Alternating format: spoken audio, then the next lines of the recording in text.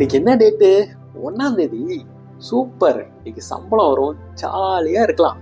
என்னது, அதுக்குள்ள பாதி சம்பளத்தை இஎம்ஐக்கு எடுத்துட்டாங்க. ஐயோ, இஎம்ஐ இருக்கிறதே மறந்துட்டேனே. இப்ப என் ஃப்ரெண்டுக்கு வேற வாங்கின கடனை 10,000 ரூபா கொடுக்கணும். அதுக்கு நான் என்ன பண்ண போறேன்? அதை கொடுத்தா மாச செலவுக்கு நான் என்ன பண்ண போறேன்? போன வருஷம் நான் 20,000 சம்பளம் வாங்கினேன். பத்தலைன்னு மேனேஜர்கிட்ட தொந்தரவு பண்ணி போராடி 30,000 சம்பளம் வாங்கியாச்சு. இப்பயும் பத்த மாட்டேங்குதே. ஹாய் ஃப்ரெண்ட்ஸ், இன்னைக்கு நம்மள பல பேருக்கு இந்த பிரச்சனை தான். என்ன பிரச்சனை? சம்பளம் பத்தலை அப்படின்ற பிரச்சனை தான். ஏங்க சம்பளம் பத்தலை? பைபிள்ல நமக்கு இதுக்கு ஆன்சர் இருக்குங்க. எங்க ஆன்சர் இருக்கு அப்படின்னு யோசிக்கிறீங்களா? மல்கியா 3ஆம் அதிகாரம் 10வது வசனத்தை வாசிங்க. அதுல ஆண்டவர் என்ன சொல்றாரு? நீங்க தசம பாகத்தை கொடுத்து என்ன சோதிச்சு பாருங்க அப்படின்னு சொல்லி சொல்றாருங்க. நம்மளுக்கு மாசம் ஃபுல்லா சுகத்தை கொடுத்து வேலைக்கு போக கிருபை செஞ்சு நம்மளுக்கு சம்பளத்தையும் கொடுக்கிறவரு ஆண்டவர்.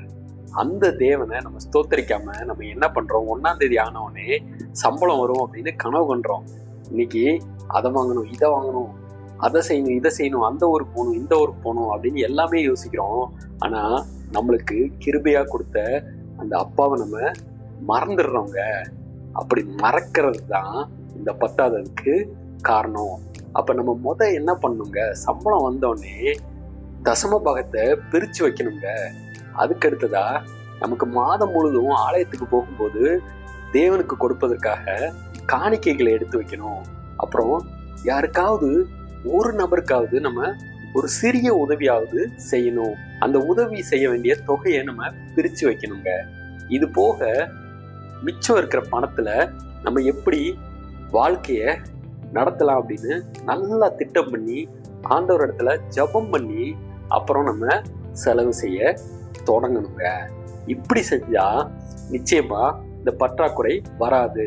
ஒருவேளை நீங்க நினைக்கலாம், எனக்கு ஏற்கனவே சம்பளத்துக்கு மேல கடன் இருக்குது, இதுல எங்க இருந்து நான் தசம பாகத்தை கொடுக்க முடியும் அப்படின்னு நினைக்கலாம். ஆனா அப்படி நினைக்காதீங்க. தசம பாகத்தை பிரிச்சு வைங்க, காணிக்கைகளை எடுத்து வைங்க, உதவி செய்ய வேண்டிய தொகையை பிரிச்சு வைங்க. அதுக்கப்புறம் ஜெபம் பண்ணுங்க, கடன் எல்லாம் கொடுங்க. மீதம் தேவையான பணத்தை தேவன் உங்களுக்கு தருவார். இதனால் தேவனை நீங்கள் சோதித்து பாருங்கள். தேவன் உங்களை ஆசீர்வதிப்பாராக. அப்படின்னு உங்களுக்காக நாங்கள் ஜெபம் செய்ய வேண்டுமா? நீங்கள் பைபிளை படிப்பதற்கு நாங்கள் உதவி செய்ய வேண்டுமா? உடனே 9600753374 என்ற நம்பருக்கு வாட்ஸ்அப் பண்ணுங்க.